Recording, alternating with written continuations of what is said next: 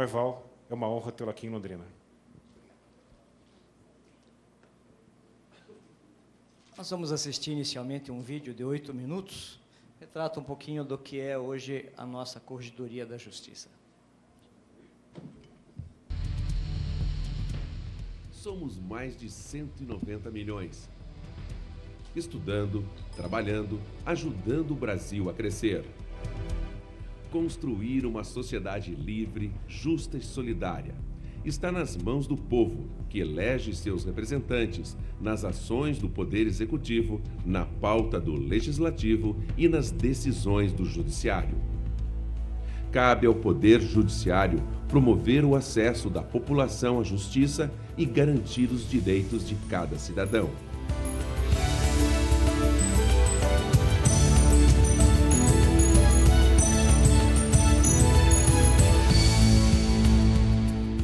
No Paraná, a Justiça Estadual é composta por 158 comarcas, onde atuam os juízes de direito ou de primeiro grau. Essas unidades são a porta de entrada dos cidadãos na defesa de seus direitos. Quando a parte não se conforma com a decisão de primeiro grau, o recurso é examinado pelo Tribunal de Justiça. Localizado na capital do estado, o TJ é um órgão colegiado que reúne juízes de segunda instância e desembargadores, que são em número de 120. É aqui, na sede do TJ, que funciona a Corregedoria Geral da Justiça do Estado do Paraná. Entre as funções da Corregedoria estão fiscalizar os serviços do Judiciário, orientar juízes e serventuários e estabelecer normas que garantam o bom funcionamento da Justiça nos 399 municípios do Estado.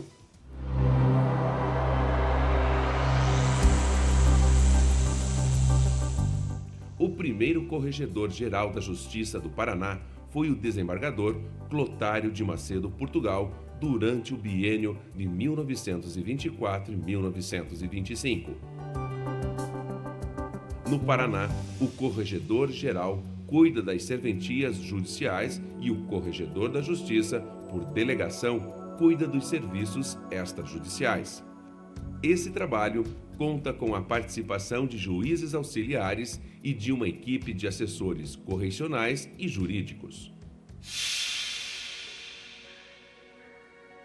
Pelo regimento interno, o corregedor deverá visitar 60 comarcas ou varas no ano, além de fazer correição em pelo menos 10 varas de Curitiba ou região metropolitana. Nas comarcas e varas, o juiz de direito é a autoridade responsável pela fiscalização permanente do trabalho dos servidores a eles subordinados. E a corregedoria realiza periodicamente as correições gerais ordinárias que colaboram com a eficiência e qualidade dos serviços prestados à população. Durante as visitas previamente agendadas, é acompanhado o trabalho desenvolvido pelos juízes de direito, pelas escrivanias judiciais e serventias do foro extrajudicial, além de conhecer a realidade local, como a estrutura física e equipamentos disponíveis. A equipe da Corregedoria levanta indicadores como produtividade, prazos de entrega e valores cobrados dos usuários. Dados importantes para o planejamento da expansão dos serviços prestados à sociedade. Esse trabalho pode levar um dia, avançar noite adentro ou durar semanas, meses. Tudo vai depender do volume de ações a serem inspecionadas. Há também as inspeções e correições extraordinárias decididas pelo corregedor ou determinadas pelo órgão especial ou pelo Conselho da Magistratura. Podem abranger ou não todos os serviços da comarca. O resultado de uma correição é encaminhado ao juiz da comarca com instruções e prazos para a correção das eventuais falhas.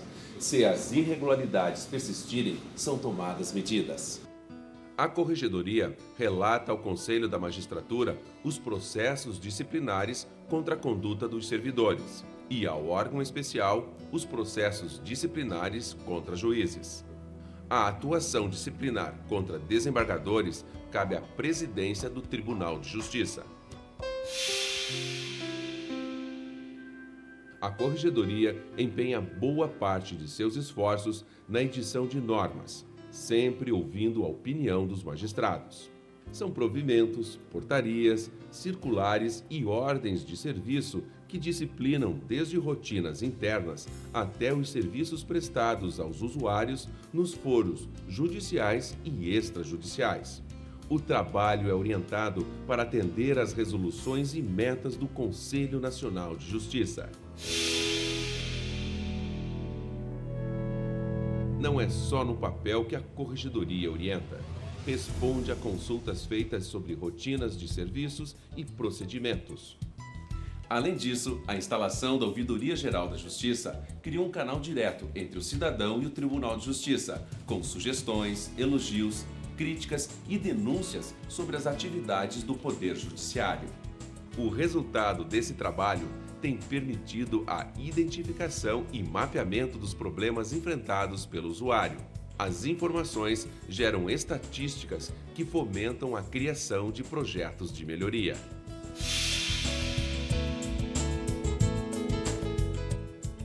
A Corregedoria compete opinar sobre o funcionamento e organização de todos os serviços judiciários, desde promoção ou remoção de juízes, à criação de mais varas, comarcas ou cargos de juiz.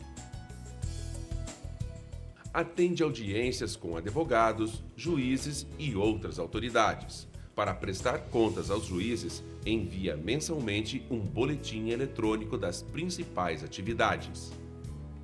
Para discutir os grandes temas do Poder Judiciário e compartilhar experiências, os corregedores de todo o país se reúnem a cada 4 meses.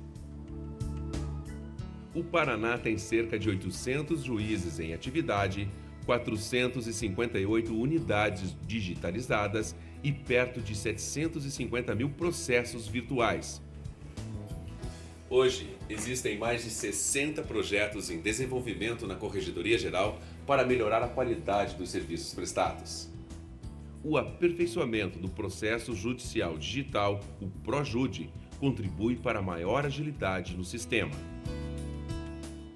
A implantação do sistema de correição e inspeção virtual, com geração automática de relatórios estatísticos e a virtualização da Corregedoria Geral da Justiça serão fundamentais nas ações do planejamento estratégico.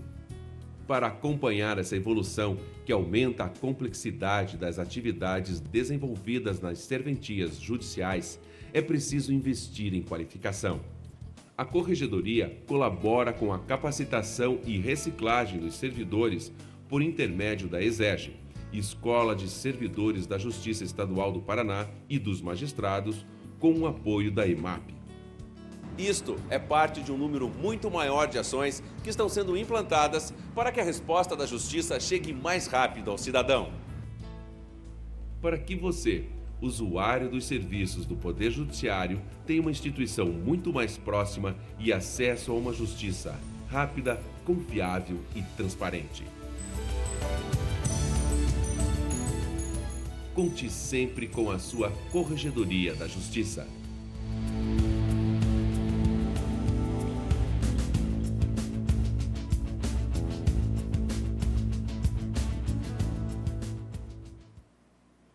Eu quero dizer a todos vocês que muito me honra estar aqui, porque eu tenho uma ligação bastante grande com a Escola da Magistratura, porque nesses seus 25 anos de existência, boa parte dessa existência eu participei, fosse como professor ou como diretor lá no núcleo de Curitiba, e percorri todo o estado, procurando fazer intercâmbio com as diversas escolas, e na época fizemos até o primeiro encontro estadual de professores, e nós pudemos ver que efetivamente há uma riqueza muito grande na inteligência desses professores e na busca que eles têm de passar a vocês, aos alunos, todo o conhecimento e toda a experiência adquirida. A escola da magistratura vive hoje um novo momento, hoje sobre a batuta no âmbito estadual do Dr. Joselito Sé, competente juiz, e aqui no âmbito municipal, no âmbito de Londrina, deste núcleo do Dr. Rafael Pedroso. Nós temos ainda no âmbito nacional um paranaense, que é o Dr. Roberto Portugal Bacelar, que é o diretor da Escola Nacional da Magistratura. Ele que já foi diretor-geral aqui da EMAP do Paraná. E durante a gestão do Dr. Bacelar, a nossa escola recebeu a honraria, o selo da Infam, o selo da Escola Nacional de Formação de Magistrados. Primeiro prêmio concedido pela Escola Nacional a uma escola da magistratura, o que mostra e atesta a competência, a qualidade do trabalho prestado aqui no estado do Paraná. Eu sempre recomendo a todos os bacharéis em Direito que cursem a Escola da Magistratura, porque eu acredito que, efetivamente, é um benefício muito grande para o conhecimento do bacharel. Eu digo isso para o meu filho, que recentemente formou-se também no curso de Direito. E o curso da Escola da Magistratura, embora ele não seja um curso de preparação para o concurso, em verdade, ele acaba também permitindo aos bacharéis que se preparem para o concurso. E a prova disso é que, neste último concurso para juiz substituto no Paraná, dos 59 aprovados, 16 egressos da Escola da Magistratura, nos seus diversos núcleos. E, quando nós fazemos correição, como vocês viram aqui, essas visitas às comarcas, eu sempre percebo a diferença. Eu sei que, quando o juiz fez a escola da magistratura ou alguma escola congênere, o juiz sempre tem mais facilidade para despachar, para decidir, para fazer audiência e até mesmo no contato com as autoridades mais altas. Então, eu vejo hoje o curso de especialização da Escola da Magistratura como um complemento indispensável, importantíssimo da graduação. E vejo também a Escola da Magistratura como esse cérebro, esse organismo pensante, esse local para o qual devem convergir todos os estudos filosóficos, éticos, jurídicos, legislativos, que visam a evolução do judiciário. Eu acho que o tribunal pode, sim, servir-se muito da Escola da Magistratura para o seu avanço. Então, eu quero, nesse início, cumprimentar a todos os diretores, professores, funcionários e alunos da Escola da Magistratura por esses 25 anos de existência. E cumprimentar também a todos vocês, alunos da Unopar, que estão aqui, né? Tanta gente jovem, tanta gente bonita, e estão aqui, efetivamente, muitas vezes depois de um dia inteiro de trabalho, cansados e tudo mais, mas ávidos de aprender. E eu me recordo dos tempos em que eu também fazia o curso de Direito, e eu trabalhava em Castro, num banco, e daí viajava para Ponta Grossa todo dia para fazer o curso de Direito. E eu chegava tão cansado que eu tinha que ficar escrevendo no caderno para não dormir. E, às vezes, até dormia fazendo meus garranchos ali, né? E eu guardei esses cadernos, né? Tá certo isto? Guardei os meus cadernos como prova disso, desse esforço que eu fazia para ficar acordado. Mas esses esforços valeram muito a pena, não é? Então, minha gente, eu, nessa data festiva, quero relembrar alguns nomes importantes da Escola da Magistratura, como o de João Cid Portugal, e também aqui o do primeiro diretor da Escola de Londrina, Miguel Orstebon Peixe Keller, né? E, em nome deles, cumprimentar todos vocês. O Dr. Rafael Pedroso, que é o atual diretor, está passando aqui a batuta para o Dr. Rodrigo Bressan, porque nós compramos o passe dele. Ele vai enriquecer lá o nosso tribunal e o nosso time de futebol, né, que está meio fraco. Doutor, então, nós compramos o passe dele e ele vai... Estamos precisando, e ele também, no Tribunal de Justiça, vai levar aí a sua experiência, o seu conhecimento que ele desenvolveu por tanto tempo aqui na Terceira Vara Cível.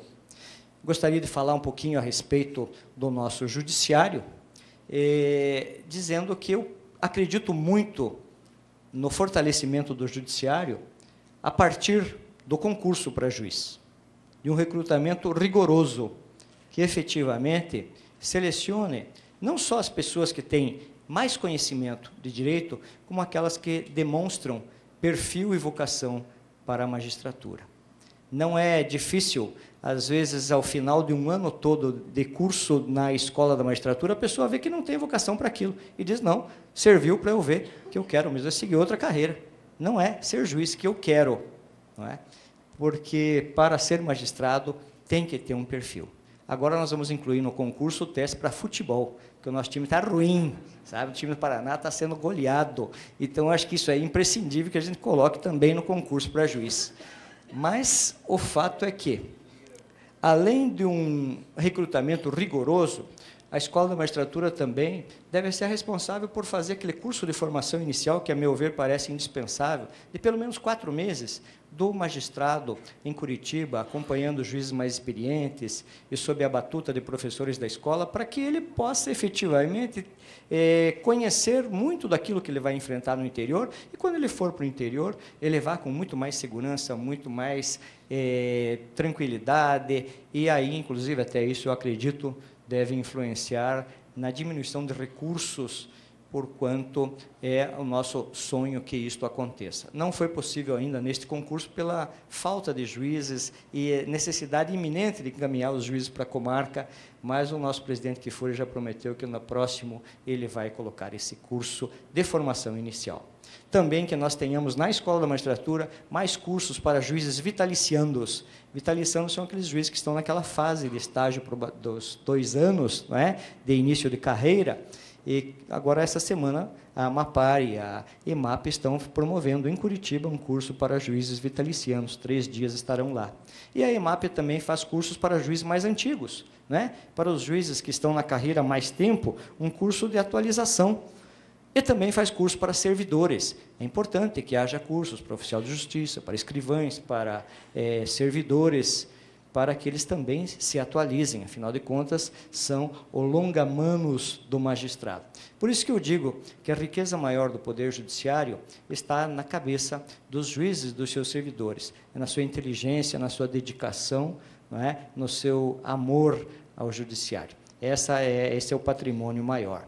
E feliz do poder que consegue manter motivados os seus integrantes, para que eles não se cristalizem, para que eles continuem estudando, para que eles estejam abertos e receptivos para aprender sempre. Outra coisa que eu acho essencial é a inteireza moral.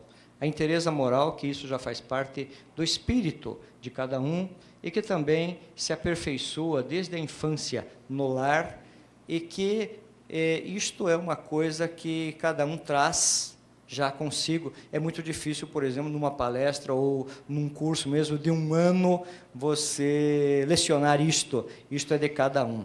Mas, felizmente, no Paraná, nós temos, sem dúvida, uma integridade moral muito grande dos juízes, tanto que nós nunca tivemos um juiz do Paraná punido pelo CNJ. O que mostra que a nossa corregedoria funciona, resolve os seus problemas internamente, não é? E aplica as sanções necessárias, aplica a orientação, como nós vimos ali, não é? A fiscalização, e podemos dizer, sem dúvida nenhuma, que no Paraná, dos 807 juízes que estão em atividade, nós podemos contar na mão aqueles que causam algum tipo de preocupação para a corregedoria. Se em 807 juízes, 7 dão algum tipo de preocupação e 800 não dão, é este o número que nós temos que ressaltar, que são realmente excelentes, um número, não é, extremamente significativo de juízes extremamente competentes e dedicados. E entre esses 7, posso lhes adiantar que as dificuldades maiores são com relação a atraso no serviço, e a corregedoria aí procura, de uma certa forma, resolver isto. O Paraná, dos 91 tribunais existentes, é um tribunal gigantesco. Ele é o 5º em porte desses 91. Vejam só. Tem 8.000 servidores, 807 juízes, e o Paraná, a Corregedoria, é encarregada também da fiscalização de 1.080 agentes delegados. O que são esses? São os cartorários, né? Cartório de registro de imóveis, cartórios de tabelionatos, registro civil, títulos de documentos e tudo mais. O judiciário é responsável por essa fiscalização. Então, como é o povo que paga os serviços públicos, há uma obrigação de corresponder a esse custo que o judiciário representa para a população. Então, a Corregedoria tem essa finalidade de fiscalizar esse trabalho. Em meio a tudo isso, tem aqueles que dizem, o CNJ, né? O CNJ, a ministra Eliana Calmon esteve aqui em Londrina recentemente, ela sempre com um discurso agudo e tudo mais, porém, a ministra Eliana Calmon é uma pessoa que eu admiro pelas suas posições, pela sua coragem, e ela realmente trava uma batalha, porque não há dúvida que alguns tribunais acabaram abusando da sua autonomia, do seu autogoverno, e agora estão tendo que cortar na carne. Mas isto tudo eu vejo como um indício de melhoria, de transparência, não é? E eu acredito bastante que esse abalo nas estruturas veio para que o judiciário avance mais rapidamente. Eu falava da ministra Eliana Calmon, e acho que ela não contou aqui, mas a ministra Eliana Calmon é uma pessoa que, juíza federal, ela mudou-se para Brasília, foi ser juíza federal em Brasília, e, na época, há mais ou menos 20, 22 anos, ela chegou em Brasília, acabou se separando do marido, ficou com um filho de 10 anos, e ela entendeu que não podia colocar o filho naquelas escolas de Brasília. Que ela foi ver, eram escolas onde estudavam os filhos dos magnatas, dos diplomatas, dos ministros, e era uma escola que era um faz de conta, era uma escola que não mostrava o Brasil real. E ela resolveu e colocou o filho numa escola de uma cidade satélite. E o filho ia todo dia estudar lá na cidade satélite, porque ela queria que o filho tivesse esse contato com várias classes sociais, para que o filho tivesse uma escola o mais próxima possível daquela que ele tinha tido lá na Bahia. Hoje, ele é membro do Ministério Público Federal, e ela diz que não se arrepende, porque o que ele aprendeu foram valores muito importantes que vão lhe servir para a vida toda. Mas, afora isso, eu falei, a Corregedoria aqui no Paraná, felizmente, não tem problemas graves disciplinares, então o foco principal da Corregedoria é na melhoria dos serviços. Hoje o juiz não pode mais, não tem mais esse perfil de juiz de gabinete, que só despacha em gabinete. Hoje o juiz tem um outro perfil. Não é? Vocês que estão, muitas vezes, se dirigindo para as carreiras jurídicas e têm interesse de fazer a magistratura, hoje o juiz tem que conhecer também muito de administração judiciária. Um curso, aliás, que eu não sei se tem aqui na universidade, mas que seria uma boa sugestão, porque o juiz hoje ele é um juiz gestor, um juiz administrador, um juiz que sai do seu gabinete e que vai lá ver como é que está o cartório, como é que está o atendimento às partes, o atendimento aos advogados, vai olhar as pilhas de processo, vai verificar se o escrivão está dando prioridade ao que precisa, e vai ver, vai conhecer tudo isto, né? Aí o juiz volta para o seu trabalho ali, mas isto é realmente necessário, e quando nós fazemos correição, nós sempre verificamos se o juiz tem jeito para isso. Aliás, um corregedor antigo, ele fazia isso, para conhecer o juiz, ele chegava na comarca, ele não ia de terno, ele ia em roupa comum, e ele ia lá no ponto de táxi, falar com os taxistas, ele ia na rodoviária, ele ia falar com várias pessoas e perguntava, como é que é o prefeito aqui? Como é que é o vereador? Como é que é o juiz? E aí, claro, ele ficava um meio-dia ouvindo ali, pronto. quando ele chegava no fórum, já tinha o retrato pronto, né? Porque, obtendo tantas informações assim, com certeza o corregedor chegava já sabendo tudo o que os munícipes pensavam também do seu juiz. Claro que eu não faço isso, mas acho que também não seria uma má ideia, né? A verdade é que o nosso tribunal, eu agradeço as referências que disse o nosso querido Rodrigo, mas ele passa por um bom momento, um momento especial. O nosso tribunal tem olhado muito para o primeiro grau. A administração do presidente Miguel Kfouri, mercê de um orçamento melhor que o tribunal obteve nos 2 últimos anos, está podendo criar mais varas, mais comarcas, elevar a entrância, e nós estamos procurando fazer tudo aquilo que outros administradores no nosso lugar igualmente fariam, tenho certeza disso. De qualquer maneira, o nosso presidente Kfouri é, sem dúvida, um administrador muito competente, e trabalhar com ele é muito bom, é uma honra, é um privilégio, porque o homem é realmente um dínamo, não é? E o nosso tribunal, como vocês viram ali, neste ano de 2011, pela primeira vez,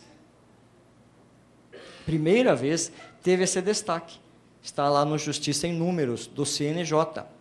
Dos 27 estados brasileiros, ele foi o terceiro.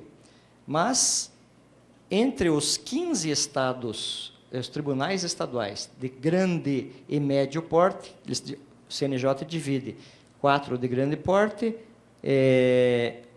11 de médio porte, 12 de pequeno porte. Entre os 15, então, que são de grande e médio porte, o Paraná é o primeiro em produtividade, o que é fruto também, realmente, desse esforço, dessa dedicação dos juízes, dessa assessoria que o tribunal forneceu aos juízes, de mais investimentos na área, inclusive, do processo eletrônico, não é? E isso se revela, então, em várias iniciativas que o tribunal tem. Eu não sei se vocês conhecem, por exemplo, o banco de sentenças do nosso Tribunal de Justiça. O nosso Publix, que há 1 ano e meio é obrigatório que os juízes registrem na internet todas as sentenças e decisões interlocutórias, ele já tem um banco de sentenças que hoje ascende à casa de 643 mil sentenças, que estão ali à disposição dos senhores. Ali você pode acessar pelo nome do juiz, pela natureza, pelo ramo do direito, pela natureza da causa, e vocês acompanham por ali, não é? Todas essas decisões dos juízes. E nós temos 140 mil decisões interlocutórias já catalogadas nesse banco de sentença. Então, veja, este é um fato realmente importante. Estivemos essa semana um encontro em Brasília, tratando do processo eletrônico, e nós vimos que o nosso Projude está bastante adiantado. O PJE não está pronto ainda. Então, o Tribunal de Justiça decidiu, essa semana, que será implantado agora um cronograma que a Corregedoria da Justiça vai ajudar a formular, o Projude no civil e no crime. Nós vamos ter, muito em breve, o processo eletrônico em todas as serventias do Estado. E aí, a Corregedoria vai poder acompanhar isso de forma eletrônica, não é? Ajudando a diminuir os gargalos. E Londrina também é uma comarca que tem se beneficiado com esses novos tempos do judiciário, porque Londrina é a comarca maior do interior. Ela acabou de receber agora mais 7 juízes substitutos. Ela também teve instalada recentemente mais 4 varas, 2 da Fazenda Pública, 2 de execução. Já há um parecer favorável da Corregedoria para instalar mais uma vara da Infância e Juventude, e a região metropolitana, que foi aprovada. Então, a região metropolitana abrange Londrina e as cidades circunvizinhas. Nós temos hoje 43 juízes em Londrina e 52 na região metropolitana, o que representa 8% do total de juízes do Estado. Então, usando aquele termo que o professor Rodrigo trouxe no início, é, sem dúvida, um dos mais pujantes centros urbanos e judiciários do país, a nossa querida cidade de Londrina. Muito bem, mas eu não quero cansá-los, só dizer que eu trabalho como magistrado há 32 anos, e eu vejo muitos juízes reclamarem do excesso de serviço, mas eu não vejo o juiz reclamar do que ele faz, porque é uma profissão bonita, gratificante, realizadora, e se os senhores quiserem realmente se dedicar à magistratura, eu tenho certeza que serão bastante felizes. Eu vejo que muitos juízes têm dificuldade depois até para se aposentar, porque eles gostam tanto que a atividade da magistratura passa a fazer parte da personalidade do juiz. E quando ele se aposenta, muitas vezes até compulsoriamente, hoje isto acontece aos 70 anos, ele volta lá querendo trabalhar. Ele vai trabalhar como voluntário, nos núcleos de conciliação, no juizado, etc. Não é? Por quê? Porque o juiz, ao longo da vida, vai amealhando tanta experiência, tanta sabedoria no exame dos feitos e tudo mais, que depois, de repente, ele pegar tudo isso que ele aprendeu, todo esse conhecimento, e não fazer nada com isso, né? Jogar dentro da pantufa e do pijama, então, efetivamente, nós temos entre juízes aposentados excelentes colaboradores aí, com que o tribunal também servir.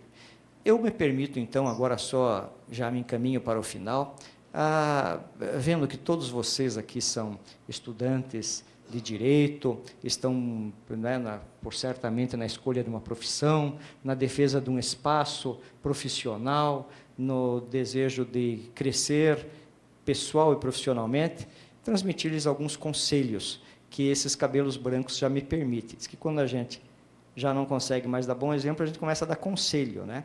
Então, alguns conselhos que eu peço licença a passar para vocês é de que as dificuldades na vida não devem nos fazer esmorecer, porque a estrada asfaltada é a mais perigosa porque ela é sempre suscetível a mais desastre, a velocidade é maior. A estrada que tem buracos, a gente anda mais devagar. Quando houver muita dificuldade na vida, não se abalem com eventuais insucessos, com concursos que eventualmente vocês não sejam aprovadas, com empreitadas que vocês julguem extremamente importante e não aconteça. Persistam, persistam. Eu vejo que, na escolha da profissão, também não é o mais importante o sucesso financeiro, não é? Eu lembro aqui de Bill Gates, todos vocês sabem disso, mas ele falou que quer que os filhos tenham o suficiente para fazer o que quiserem, mas não o bastante para não fazer nada. E ele destinou, então, a cada um dos filhos, já em uma declaração lá de última vontade, apenas 0,025% da sua fortuna, o que não deve ser pouco, né? Mas o restante ele destinou para uma instituição de ensino e pesquisa fundada por ele com a sua esposa, porque ele acha que todos nós e os filhos dele também têm que trabalhar também. Mas há um dizer de Confúcio que diz assim: se você descobrir um trabalho que lhe dê prazer, você nunca terá que trabalhar, não é? Então, o que nós temos que fazer é procurar gostar daquilo que nós fazemos, procurar fazer aquilo que nós gostamos e não fugir das tarefas complexas. Muitas vezes nós, quando nos convidam para algumas tarefas difíceis, e foi isso que eu pensei quando havia a possibilidade de concorrer ao cargo de corregedor, que é, sem dúvida, o mais espinhoso da administração, então me ocorreu esta frase, que se nós, que somos pessoas apegadas ao dever, já procuramos cultuar a verdade, nós não assumirmos essas posições complexas, difíceis, não é? Serão outras pessoas que assumirão, e, quem sabe, pessoas que poderão, eventualmente, depois também gerar reclamação. E nós ficamos na posição confortável só tirando pedras mais tarde. Muitas vezes, em várias posições, a gente vê o caos por toda parte, mas quando vamos verificar a omissão daquelas outras pessoas que poderiam estar ali. Então, vocês, quando forem convidados, tiverem oportunidade, não fujam das tarefas difíceis. Eu lembro aqui da frase de Bertrand Russell, não é? Um dos paradoxos do nosso tempo é que as pessoas inteligentes, aqui eu falo de vocês, são cheias de dúvidas. E as pessoas, com o perdão da palavra, menos inteligentes são cheias de certezas, né? Então, assumam seus espaços. A timidez não pode ser desculpa para a omissão. Confiem em vocês e na sua capacidade, que certamente vocês serão muito bem-sucedidos. Também tenham disciplina, porque o professor Kifuri, por exemplo, não seria também tão laureado autor e não chegaria onde chegou como o maior dirigente do Poder Judiciário se ele não fosse um homem extremamente disciplinado. Todo dia ele estuda, escreve, não é? E uso mais uma frase aqui, dizendo que o grande rio é escravo do leito que o conduz ao mar. Sem dúvida, porque senão ele faria uma devastação, uma inundação. Todos nós temos que ter essa disciplina, não é? E também a força de vontade. Lembro, e agora já me aproximo mesmo do final, que na antiguidade, duas figuras que vocês devem conhecer, Cícero, ele tinha o dom da palavra, e Demóstenes não. Demóstenes viveu, esse Demóstenes que eu falo aqui, ele viveu 300 anos antes de Cristo. E ele enfrentava sérias dificuldades com a palavra, porque ele era gago.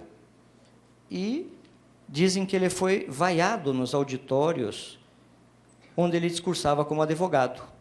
Mas ele queria muito falar. Então, buscando corrigir esses defeitos, ele fazia intermináveis discursos solitários.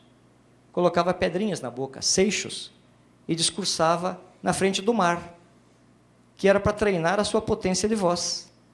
E ali ele ficava, muitas vezes, ou correndo e falando. Fazia na frente do espelho. E assim Demóstenes trancou-se em casa, muitas vezes estudou, trabalhou, aprimorou-se, e todos nós conhecemos que, com a sua persistência, ele adquiriu as virtudes que fizeram de Demóstenes o conhecido maior orador da antiguidade. Então, meus caros amigos, não acreditem que o sucesso possa vir sem muito esforço, porque a vontade é, sem dúvida alguma, o maior departamento da nossa mente. Não esqueçam ainda do bom humor. É muito importante que tenha bom humor. Não vejo nada mais triste do que um jovem que não tem humor. O humor torna as coisas mais leves, torna um pouco menos penosa a crueza da realidade. O bom humor ajuda a desfazer situações muito difíceis. O bom humor, ele ajuda a abrir portas, mentes e corações. As pessoas bem-humoradas são as mais procuradas, porque todos gostam de ficar perto dele. Tem sempre um halo, né, que faz com que todos queiram estar próximos. Mantenham um bom humor, quaisquer que sejam os problemas. Voltaire, o sábio Voltaire, ele tinha a capacidade, e ele dizia que nós temos que fazer isso, de rir da própria desgraça, não é? Por último, lembrem-se da confiança em Deus. É importantíssimo isto, que efetivamente a religião não seja só um rótulo na vida de cada um dos senhores, mas que seja, sem dúvida, uma filosofia de vida. Eu parabenizo mais uma vez a Escola da Magistratura, os professores, diretores e alunos da Escola da Magistratura de Londrina. Parabenizo a todos os senhores aqui, alunos desta importante instituição de ensino que é a Unopar. Parabenizo vocês, jovens, e me lembro, por último, de Malbataan, que no seu livro Como Ser um Mau Professor, ele conta a história de Hillel, um rabino famoso da antiguidade, que era um professor extremamente dedicado e culto, mas tinha um respeito muito grande pelos alunos.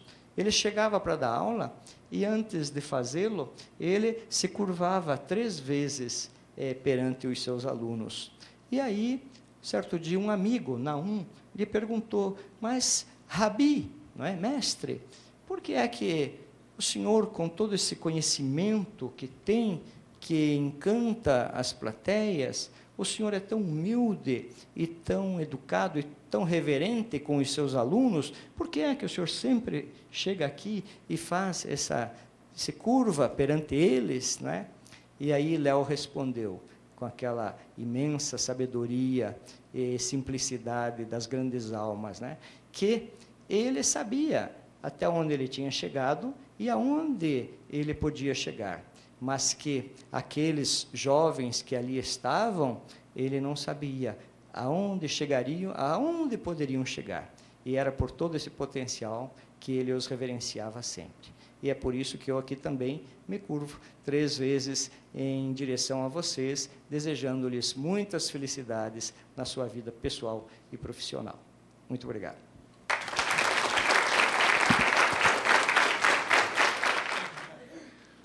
Mas, gente, eu gostaria de agradecer mais uma vez a presença do professor Rodrigo, que gentilmente aqui cedeu esse convite de última hora para compor a mesa e falar um pouco para vocês. E também agradecer o professor Noeval, foi meu professor, foi professor do Rodrigo na Escola de Magistratura, e hoje exerce um grande papel na magistratura do Paraná, ao coordenar a Corregedoria Geral de Justiça, com grande êxito, e certamente vai deixar um exemplo muito grande como corregedor, como já deixava como pessoa, que aqueles que o conhecem sabem que é uma pessoa que tem um coração enorme, além de ser um grande magistrado. Agradecer também aos professores André Trindade, aqui da Unopar, e ao professor Alberto Júnior Veloso, que coordenaram esse evento, que fizeram possível essa 6ª Semana Jurídica da Unopar, em conjunto com a Escola de Magistratura, Núcleo de Londrina. Sem os esforços desses 2 professores, nós não estaríamos aqui nesse belo evento que hoje se encerra. E agradecendo ainda a vocês, alunos da Unopar e alunos da escola, pela paciência em nos receber aqui durante 5 noites, eu declaro encerrada a 6ª Semana Jurídica. Muito obrigado.